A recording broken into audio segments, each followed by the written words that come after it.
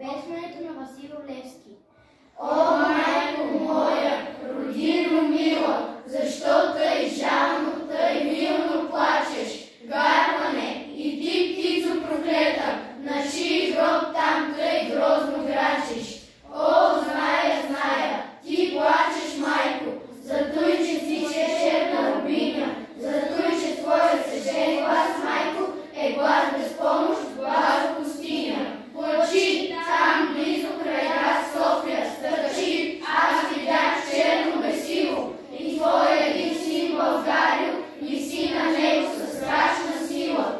Дава на грачи грозно зловещо, сега и вълци вият в полята, старци се молят Богу горещо, жените плачат, пищят децата.